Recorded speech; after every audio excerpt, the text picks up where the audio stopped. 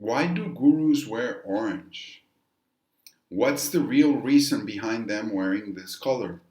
We've seen all types of gurus, different gurus, wearing this particular set of orange tinted clothing, be it between bright orange, not so bright orange, maybe a reddish orange even, different times, different spaces.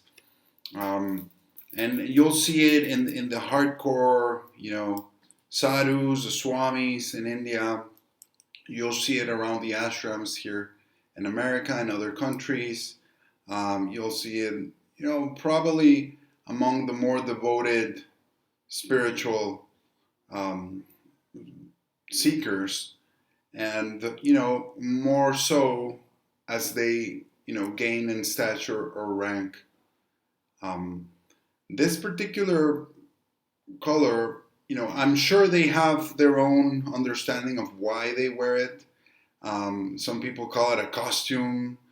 It seems, there is a differentiation they're trying to make, set themselves apart, look a little different, attract attention, not attract attention. But, it may have several different meanings, of course. So I'm giving you here my take on why, what's the real reason, what's the original reason behind this, And as we know, things can get, lost with history, with, wars and catastrophes and migrations and changing of borders and movement of peoples. So, changing of histories, rewriting histories. You never know what happened first, but luckily for us, with all the information being shared in today's world, we can possibly, trace the origin, from different angles. And these different angles is what I am giving you as the keys to triangulate and find out some truth, some hard truth in this world full of lies, full of deceit, full of, hidden mysteries, occulted mysteries, where we don't know what's what. We don't know, what's up, what's down. If we live on a ball, we live on a plane, things like that. If you start thinking about it, they can kind of get to you, unless you start finding your bearings. And so it's very important to find your bearings in this day and age. So particularly the color, and I think I have a really good answer for you. Let me know, what you think of it, of course, in the comments. Like, subscribe, share, and share your questions, share your doubts, your feelings. If you agree, if you disagree, if you have any evidence. So again, a lot of these things that I'm sharing with you, they're all evidence based. I'm not coming, pulling them out of a hat or anything crazy like that. What I'm doing is I'm looking at different points of data from several very distinct sources that have all been corrupted to a certain degree, and that's the key there. You try to dig in physics, you dig in chemistry, you dig in linguistics, you dig in translations, you dig in ancient text, and you try to go through the rubble so you can find the real rubies, the real treasure, and then you can possibly triangulate from all these different disciplines and find some shreds of evidence, some shreds of truth that can guide you on your way to the truth, right? So the guru, what does the guru even mean, right? It's basically two phonemes, two syllables, and I'm going to be talking a lot about phonemes because that's PHONEME in English, phoneme, because those are the root sounds that make up a particular meaning and a particular reality. So that's really important. That's one of the big keys to the truth. Let me mention something here from the Yoga Sutras of Patanjali, or Patanjali, however you want to pronounce it. You got to be very careful with the pronunciation changes. So if, for example, there's a word that's naranga or naranja, you know, you might be lost, and that's what they want you. That's what they want you to do. They want you to get lost in translation. So naranga is Sanskrit for orange. Naranja is Spanish for orange. Laranja is Portuguese for orange. You see how similar they sound?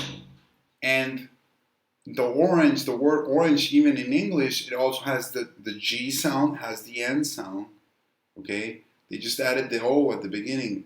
But so you have naranga, naranja, laranja, and you have from naranja, you also have orange. So you have the same NG sound, which is the base root phoneme for the color and the fruit, orange, that comes from the root word Sanskrit, from the root meaning, from the root existence of the item. So let me read this to you from Patanjali here. And I apologize for butchering the Sanskrit here. So this is from the Yoga Sutras of Patanjali, chapter 1, Sutra 42. Tatra sabda artha jnana vikalpai sankirna savitarka samapatihi. What that means literally is their word, sound, name, true meaning, knowledge, imagination,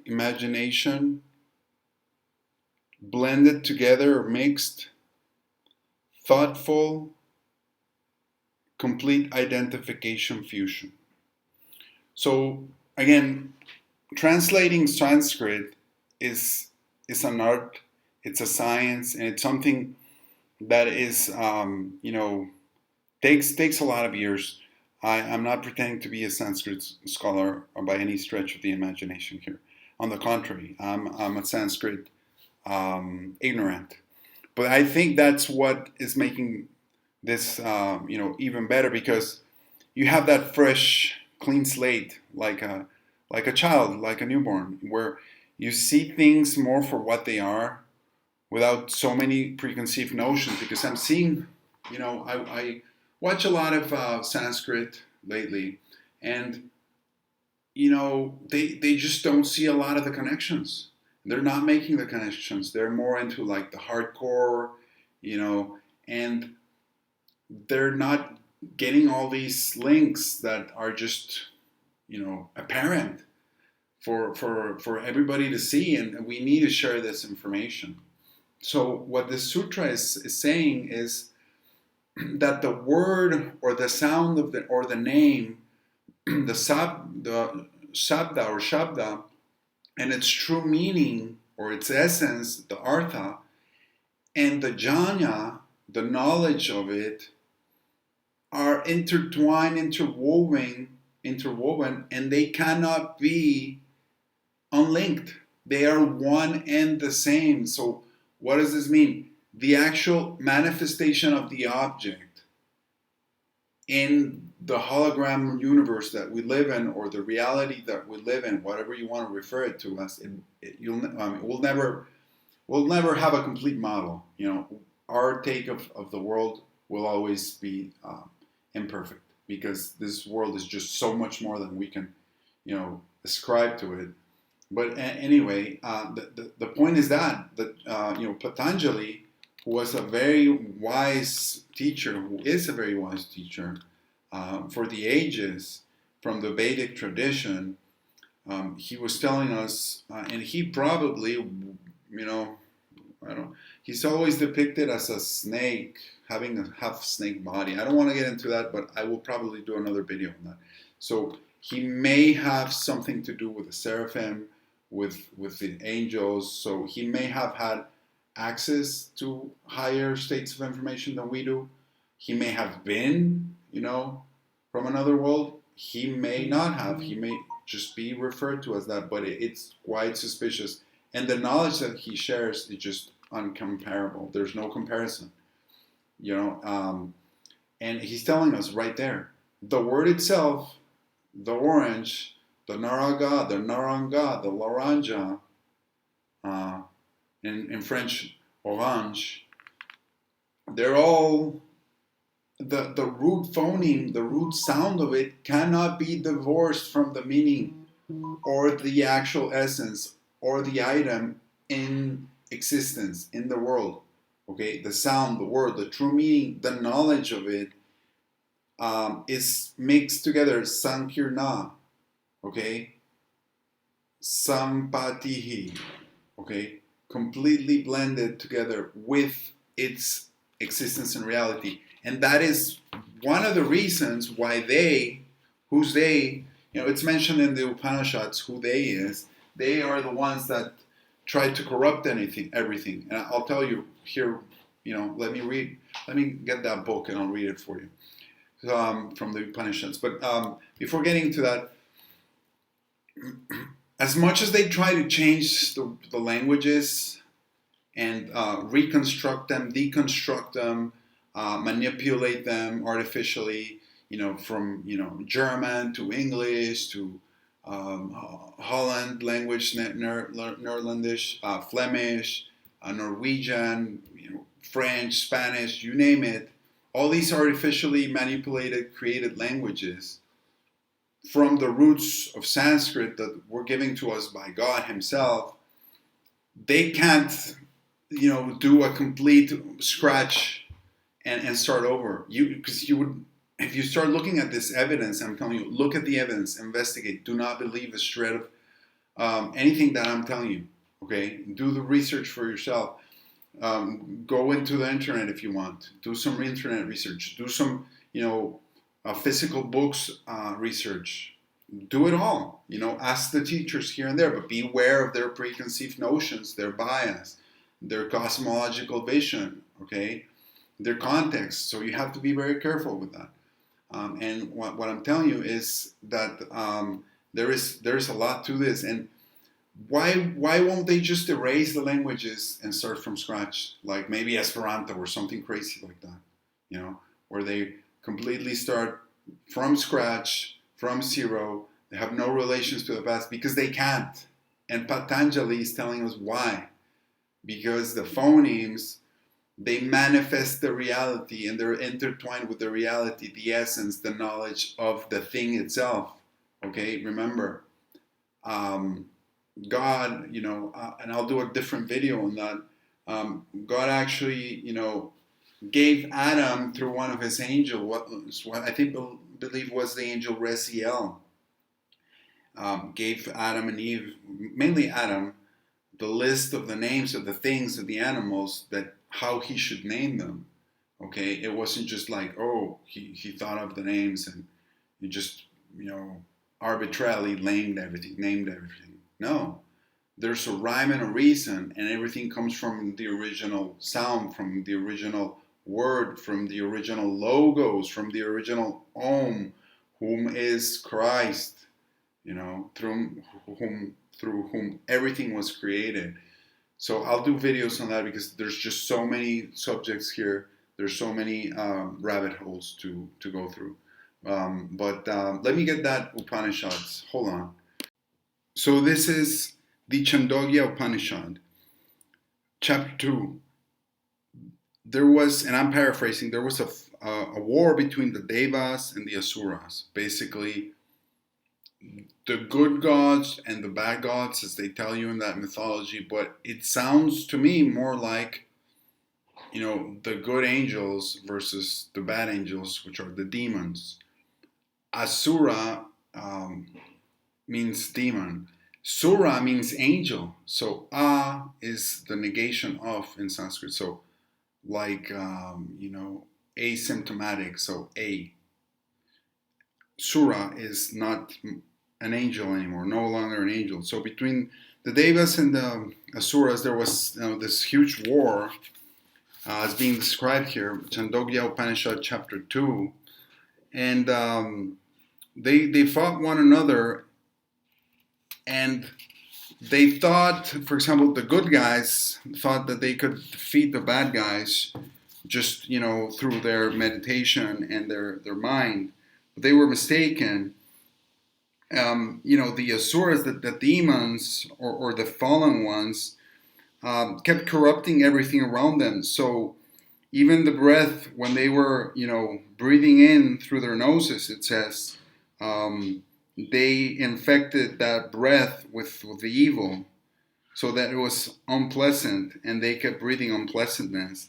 Then it keeps, elaborating on everything they were trying to corrupt and counterfeit, and just basically taint through their evil. Like, they tainted the words, they tainted the feelings, they tainted the meditations, they tainted, the thinking, so that, like, even the seeing, seeing, everything became wrong, everything became evil and unlikable, ugly, right? Everything became foul, until the Devas found the answer to this, which was, they started meditating finally on the Om, on the Ugita, which is, which ended up destroying, the curses that the asuras were hurling at them, and it actually backfired on the asuras, and they ended up destroying themselves, just like a fistful of sand strikes stones. It says here in the Chandogya Upanishad. So they finally were able to defeat them by meditating on the word Om, on the the initial sound, which is the logos, which is the creation, which is the creator, which is Christ. So I'm going way off subject here, but going back to the guru. Who is the guru? What is the guru? Well, that's not necessarily the subject of this conversation, but guru means darkness and light. So it's basically him who takes you or us or his student from the darkness to the light, whom guides the way from the darkness through the darkness with the light. And this is a hundreds of years, thousands of years tradition, that we still see in India today, and it's spreading around the world. Of course, 99% of them are going to be fake internet Illuminati gurus that you see plastered all over the place, telling you all kinds of crazy things. But do not throw the baby out with the bathwater. Remember, they will keep looking to corrupt, destroy, taint, make everything foul, make everything bad, evil. But it is not. If you find that center of creation, that Om, that light within the darkness, can destroy everything. As you can see on my other video, The Power of the Light. Please check it out. The link will be here in the description. Just go to my channel. But so going back to the guru, and why does he wear that color orange? Those orange garments, different shades of orange, actually. Well, I'll give you the reason, and the reason comes from the Bible. Of all places, the Bible, you should treat it like an extra secret dossier, extra secret brief, a debrief that just pretend that you're, this is the way I like looking at it. You're like in the middle of a meeting room, above top secret, and they're handing you this information that is, for whatever reason, has been, has lived through the ages, through different means, basically because God's willed it that way, and it's made its way to us. Okay, so Revelation 4:3, Apocalypse 4:3. And he that sat was to look upon like a jasper and a sardine stone. Okay, that's from the King James Version. So you can read that again. Apocalypse 4:3, Revelation 4:3, King James Bible.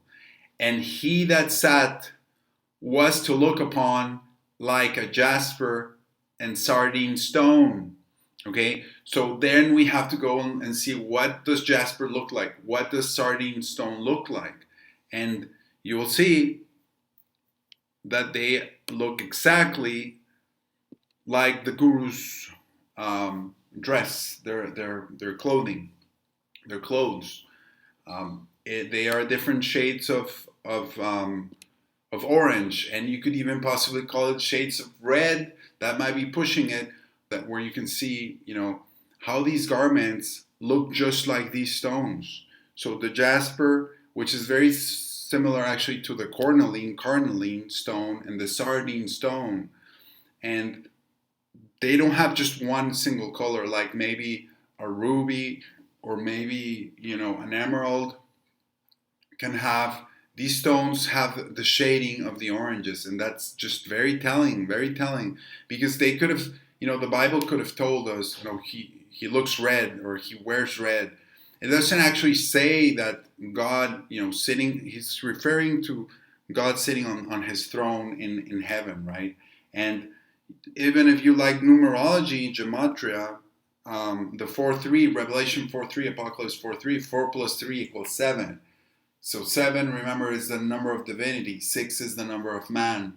So again, this is giving you an indicator. Okay, they like to put these little gematria, numerology things in the Bible so that it acts like a marker of some sort for those that have eyes to see and ears to listen.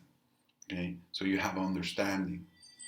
Let him who have understanding, and this is the number of divinity, number 7, 4 plus 3. So there is something definitive about this passage right here. Let me read to you from the Greek Bible then, and I won't attempt the Greek too much, but it says, and the one sitting was like in appearance stone jasper and sardius. So again,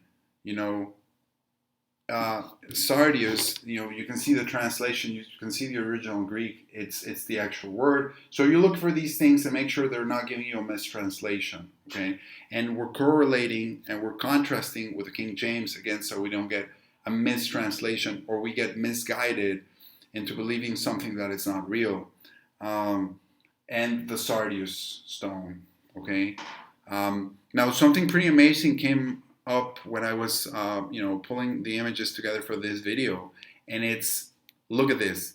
It's when I looked up how do you say jasper stone in Sanskrit, and by the way, it's really hard to find the names for these stones in Sanskrit. So if you do know them, please share them. If not, I will continue to do further research. But that would be really nice if there's like a Sanskrit expert out there that can help with this type of research. So anyway, when you type that in, jasper stone in Sanskrit, you get this lead here, which is there's an actual stone that's called Sanskrit jasper. It's a type of jasper. It's like a subdivision of jasper. It's a rare form of jasper known in metaphysical circles. Sanskrit stone stimulates the gift of prophecy, provides grounding, brings vitality to creativity, and is very useful in healing, beautiful coloring, and natural designs. Wow, that just blows your mind, doesn't it? I mean, it's pretty amazing. So we're digging in around, we're taking this information that we're seeing in everyday life. We're seeing these gurus wear with this color, and we're looking for a real explanation. We're looking past the fake explanations. They probably don't even know themselves why they wear it, okay? They probably don't. Most of them probably don't. They probably have a fake explanation, okay? And I'm laying that out, directly. And then we're looking for the links with the Bible, with the Sanskrit traditions, and that's the smoking gun right there. That's the missing link. Of course, evolution is not real, but we're talking about here something different, and I'm going to use the term missing link. Okay, sorry about that.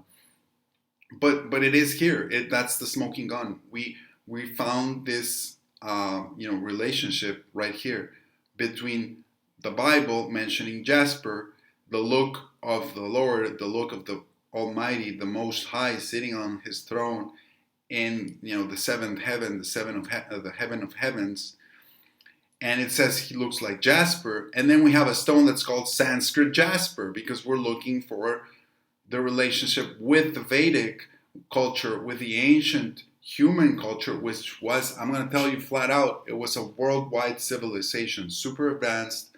It spanned the world. It was a human civilization, and it survived for whatever reason in India, in Bharat, and that's what remains of it. And it's up to us to share this knowledge, to investigate this knowledge further, and dive deep into it and see what else we can learn from our occulted histories, our hidden histories, regain the knowledge of the past that would be beneficial for us in light of all the evil things that are going on today, to hide all these facts from us. And it's happened for a long time, but if you've seen current world events, things are speeding up. So we as well need to speed up from our end into the investigations of the past, and see how that knowledge can guide us towards our present and future. Here also we have some the relationship to the chakras and to the metaphysical. So the orange color is going to be your second chakra, which is called the Svadhisthana chakra, or Svadhisthana chakra, however you want to pronounce it. What does Svadhisthana mean? It means one's own place. It's the second chakra. It's the second root chakra. It also means having a good standing place. So it's going to be part of your origin. It's very close to the reproductive organs. So as well, it's related to the reproductive function. What is the reproductive function? The creative energies, the creative source of the energies. Okay, so this is again very meaningful, very full of meaning, very metaphysical in the sense. Svadhisthana also means, the Sanskrit root of Svadhisthana, Svadhisthana, is going to be meaning delicious, very sweet, pleasant, sweetest, sweeter than, more tasty. So, we have this relationship with the enjoyment of the reproductive, okay? So there is a sense of root, there is a sense of enjoyment, there is a sense of procreation, there is a sense of creation, okay? So the guru is also going to be somebody that's allegedly, right, in a perfect world, somebody that's blissful in a state of ananda, blissfulness, a state of samadhi all the time, right? So that's where it comes in with that root, sweetest, sweeter than, very sweet and pleasant, always in that state of ecstasy, very sweet state of ecstasy, with the root of the virya and the energies that create the world around us. So there you have it, guys. That's the evidence I have for you today. That is my take on the real reason why gurus wear orange and orange tones, shades of orange. You have, this relationship to the Bible, and it's very clear. It's very clear to me. I hope, I brought forth a compelling case to at least, guide you or in your investigation, so that you have this, you can further research on your own, be like, well, maybe there's something to it, or maybe this guy's just crazy, he doesn't know what he's talking about.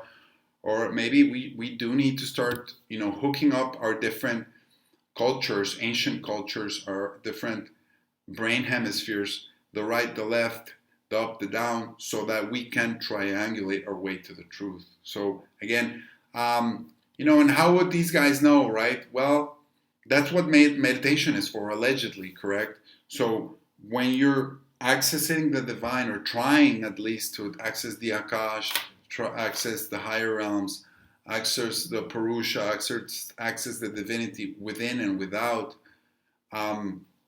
there might have been, in the past, somebody with enough spiritual acumen, spiritual, success, to where they could have possibly seen the throne of God, just like it's revealed to us in the book of Apocalypse by Peter. Okay, how did he know? He had revelation, right? He was in the spirit, remember, and he was looking at the sky, and then a doorway opened in the sky. A lot of the criticism from the atheists, or the people that do not believe this completely is, oh well, I fainted, or I got knocked out, or I had a concussion. I didn't see anything. I didn't see God. I didn't see the angels. Or I had a near-death experience. I almost died. Or I took DMT and I was on the other side. Now all I saw was clowns, or all I saw was this weird, lady, or something like that. Well, duh. If you go to Europe, it's just so big. Oh, I didn't see the Queen. Maybe she's not real.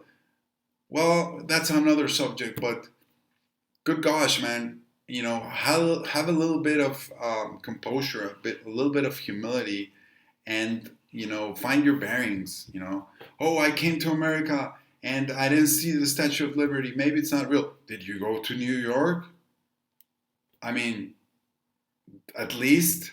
Well, I was in New York, but I didn't take the ferry, or the boat, or whatever. Oh my gosh, well, I mean, how do you expect to see something of that magnitude by just being, in that realm? Oh, I went underwater, I didn't see a great white. Well, where did you go? Oh, I went in my pool. Good gosh, man, really? I mean, there's a huge difference. I took a shower. Oh, yeah, it's the same thing as water. It doesn't mean there's going to be a great white shark in front of you, okay? So, spirituality 101 for dummies. You're not going to see the Most High just because you had some, junky DMT trip or whatever. Okay, just because you talked to the crystals one time, you're not going to get access to the big guy, to the Creator.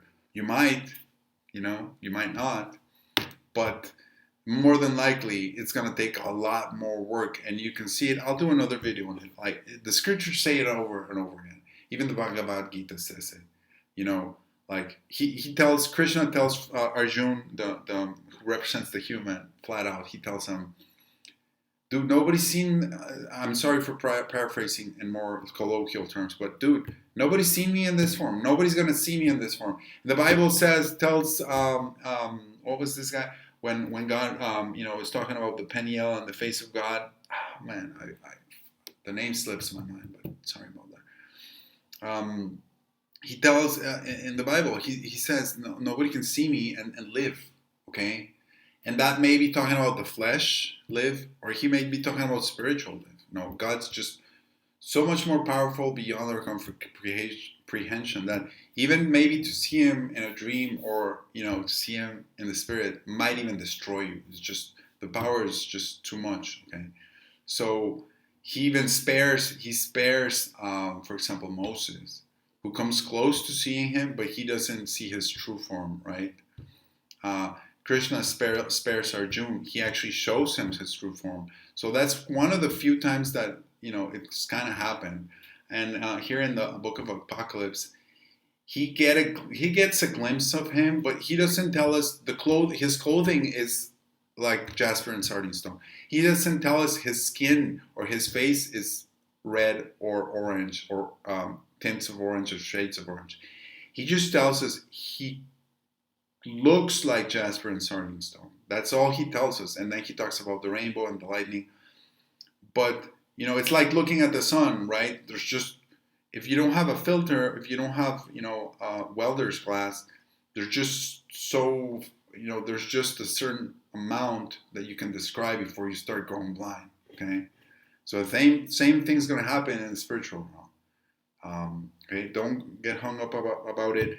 I think some of the more powerful spiritual humans in the past, maybe in the present still, like Patanjali, or some like really powerful sages, were able to get a glimpse of what the Most High looks like the Creator, the Supreme Creator. We're not talking about angels or gods or demigods. We're talking about the man himself, the big guy, the Creator of everything.